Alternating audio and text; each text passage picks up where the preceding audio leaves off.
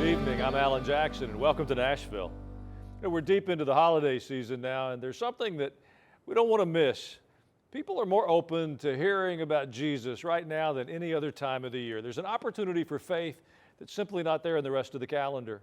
If you randomly hand a person a box of chocolates in June, they'll think it's a bit unusual. They may even call the police. But at Christmas time, it's perfectly appropriate to show expressions of kindness in random ways to the people around us. We used to have a chocolate factory in the community where I live, and I would go at Christmas time and get boxes of Christmas chocolates. I'd keep them in my car.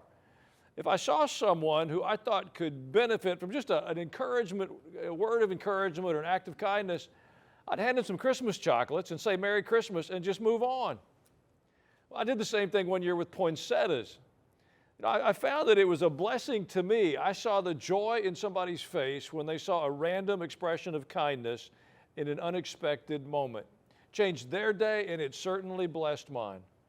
Well, all of us have unique talents and gifts, and we can use them to bless the people around us in a way this Christmas that can change the tone of the world we're living in. Let's not be victims to the darkness. Let's turn up the light. So take those opportunities around you this Christmas season. You can do it with something as simple as a card, a kind word, a piece of chocolate, whatever it is. Let the joy of Christmas resonate from your life as you go through your days. It'll change the season. Well, our children need encouragement and help as well. It doesn't take a lot to see the spiritual war facing them. Gender confusion's being promoted in too many places. Fractured families bring stress. Social media often targeting the vulnerability of the youngest people amongst us. The Bible tells us that every child has an angel assigned to them. Jesus even said that anyone who caused a child to go astray should go find a millstone and tie it around their neck. He said that's the best day they would ever have. I don't understand that to be a threat. I read that as a promise. I believe we have an assignment to protect our children in the name of our Lord and King. It's not a cultural thing, it's a spiritual thing. Well, today we'll talk to a regular guest from TBN's Centerpoint program, Darcy Krause. She's a counselor who serves children, and she has a lot of experience addressing the problems that they face. I think her insight will help you be equipped to talk to the children in your life better. We'll be right back.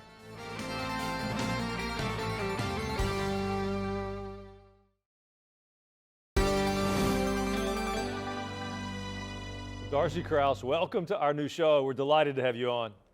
It's wonderful to be here tonight, Alan. Thank you. You know, it's been a busy and tumultuous year, and I'd like to begin by asking if you've seen any big warning signs about the state of our children. You know, I know many of them were locked out of school a few years ago. A lot of things have been kind of tumbling since then, but what are you seeing in the lives of children? Well, really, I think we've seen over the last several years that children are struggling in the aftermath of the pandemic and some of the effects that caused. We see that children are just not where they were previously psychologically. They have some losses of things that they used to have in place, maybe people that they lost through this, and other, in the world. The world has become a bit crazy and scary for kids, and social media is definitely not helping the situation whatsoever.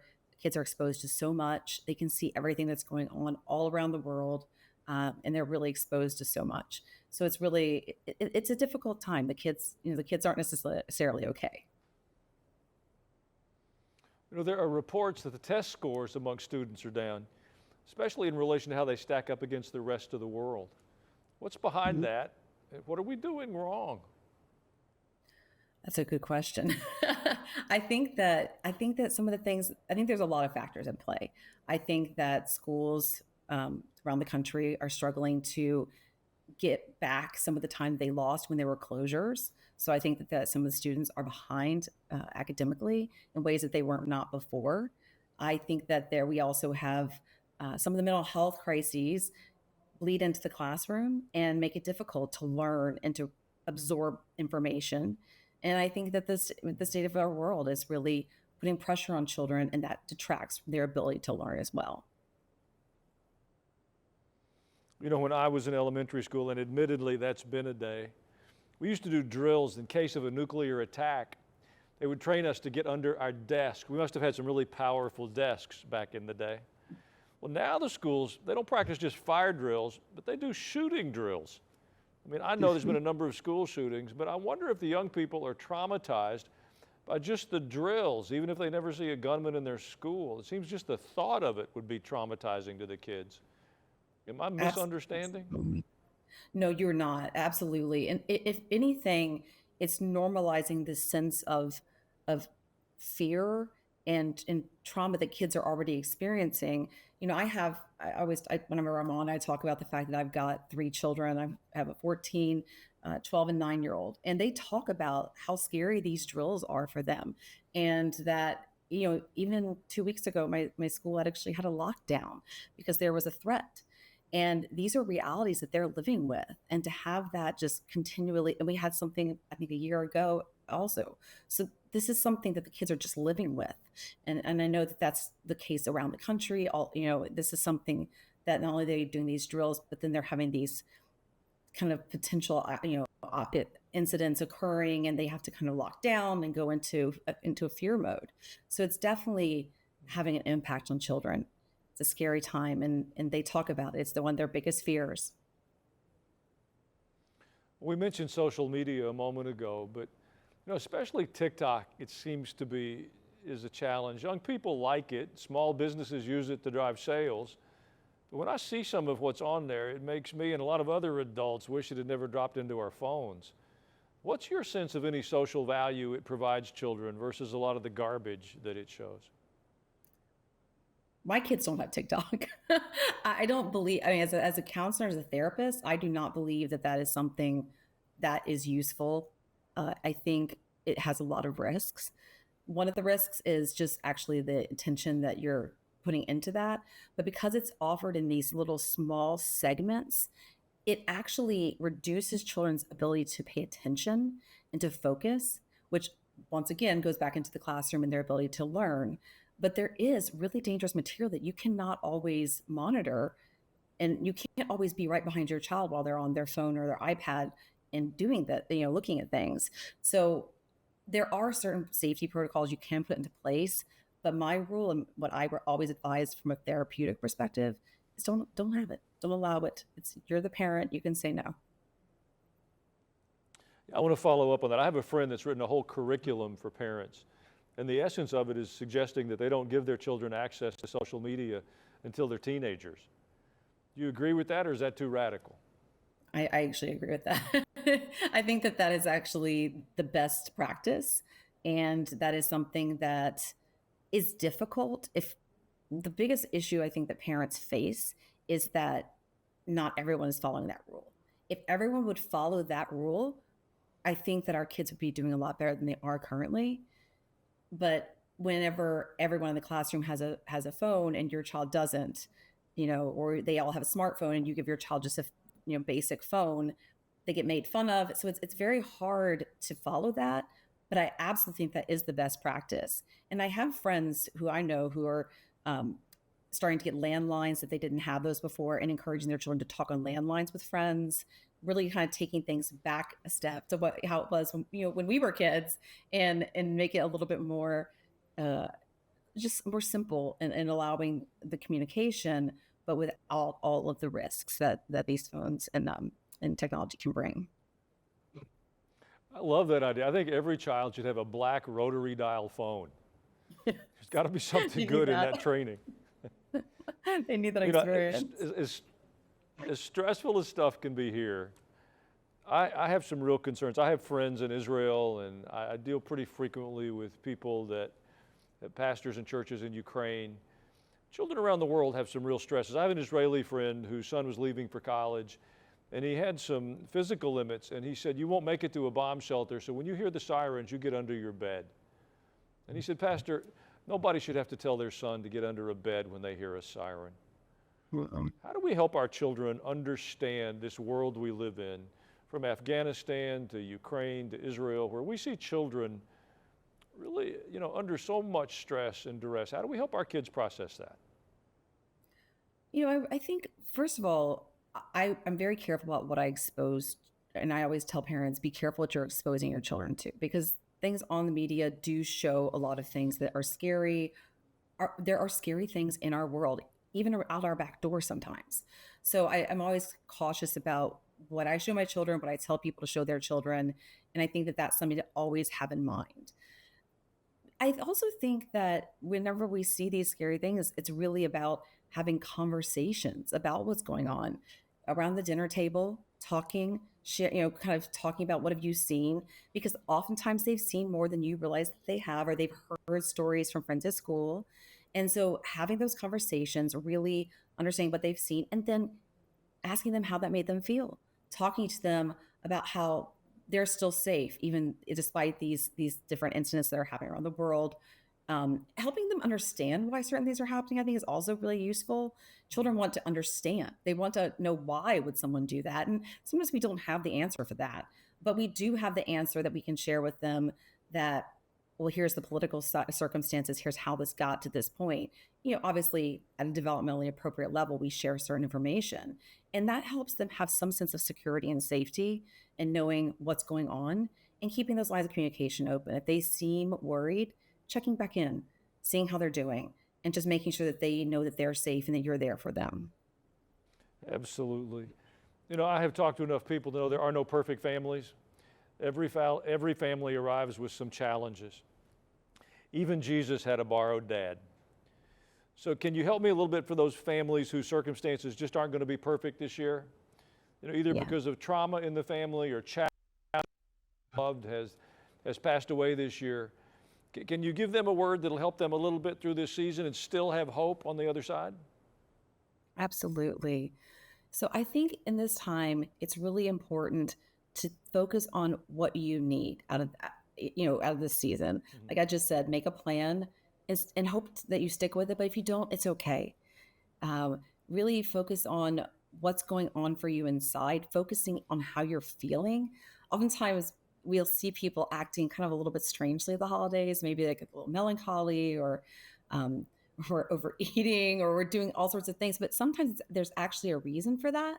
And really focusing in and trying to identify how we're really feeling. If we're missing somebody that was important who's passed over the last year, who we loved celebrating Christmas with, or if there's somebody that we really wish were here, just honoring that, knowing that what you're feeling is normal, and then surround yourself with people who lift you up.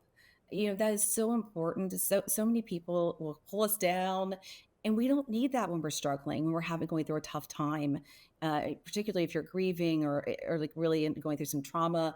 You need to have people who will lift you up, and it's okay to say no to, you know, to like a lunch with a friend who pulls you down, or it's okay to say no, and to really make sure that you're putting boundaries around yourself and protecting yourself. And then finally, if there's somebody that you have lost at this time of the year or before, I mean, it could be 20 years ago or last year, make sure you find ways to bring in traditions that are meaningful to you, and do those with loved ones and friends, and have those as something that you can do to enjoy and help you feel the joy of the season, and all in a way that you can handle during a tough time. Well, thank you, Darcy Krause. Your work is so important, and we're very glad to help spread the word of what can be done. You're making a difference Thank you and so helping much, us to do Alan. so as well. Thank you. Thank you, Alan. It's great to be here. In a moment, my thoughts on how to make this work despite some of the odds we face.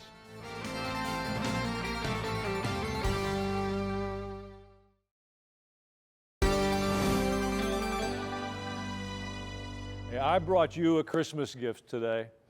I want to relieve you from the responsibility of having the perfect Christmas. Most of us are not Martha Stewart. We can't walk out in our backyard and come back in the house with a Christmas wreath. I don't have the ability to go to the mall and find the perfect gift for everybody that I've ever met and leave with it wrapped perfectly. My life is a bit more frantic, a bit more fractured. My reality with people just isn't that neat and clean.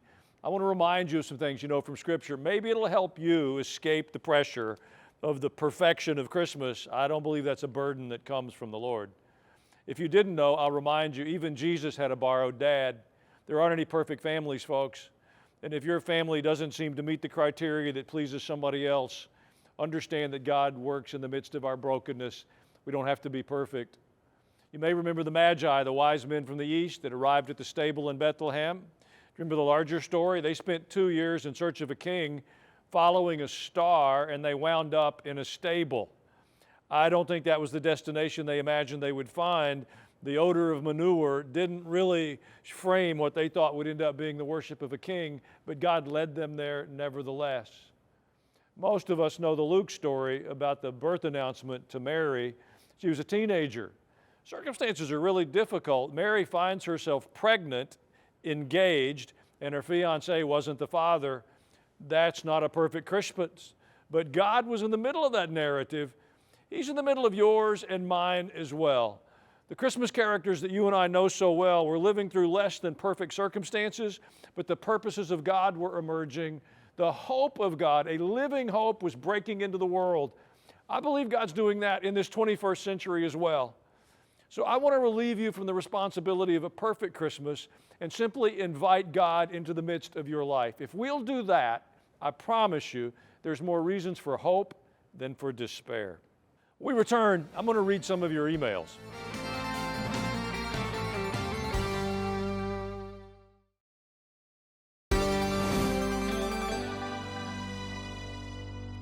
Thank you for taking the time to share your emails with us. We're always interested in your thoughts and perspectives. Barbara from Arkansas wrote, I really liked your show last night with John. That was John Emanchukwu, trying to get these terrible books out of these school libraries.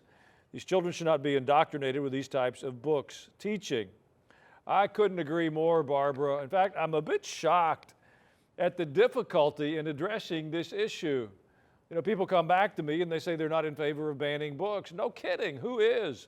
This really has nothing to do with the banning of books. This has everything to do with age-appropriate learning. We don't want to sexualize our youngest children in a school library apart from their parents and their guidance.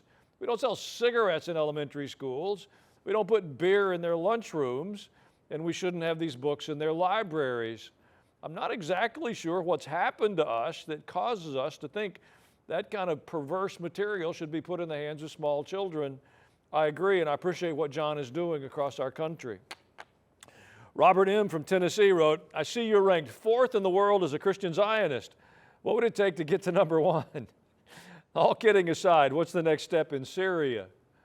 Well, what's happening in Syria is unexpected. I think it's a result of several things. Most significantly, God's involvement. Assad has been a brutal dictator, using chemical weapons on his own people multiple times. Millions of Syrians have fled into Europe as refugees from a civil war that has been taking place there for a long, long time. Now there's a power vacuum, and the world is scrambling, trying to destroy weapons that were left behind by Assad so that they don't fall into the hand of terrorist groups. What the formation of that will look like in the future isn't clear. It's important to pray, and it's important that American leadership remember who our friends and allies are in the Middle East and stop supporting the Iranian reign of terror through Hamas and Hezbollah and their other proxies. Your prayers matter, but don't take your eyes off the Middle East. KW from Pennsylvania said, Pastor, well done hosting Dr. Alveda King again. Definitely more reason for hope than despair. Great advice and counsel as we enter into our precious Advent season. We are human beings having a spiritual experience. Thank you for the historical lesson to promote our sanctification in Jesus. I couldn't agree more. Alveda is one of our favorite people. I look forward to having her on set here in Nashville. She is a courageous voice for a biblical worldview and reminding us all that if we'll work together, we can overcome the weaknesses of our human condition and forge a better world for all of us to live in. It's been a part of her story in spite of some very significant losses. We can overcome disappointment if we'll allow the hope of this Christmas season to fill our lives. Well, make sure you send your emails to comments@alanjacksonnow.com. And from all of us here in Nashville, thank you for joining us tonight. And we pray you have a wonderful evening.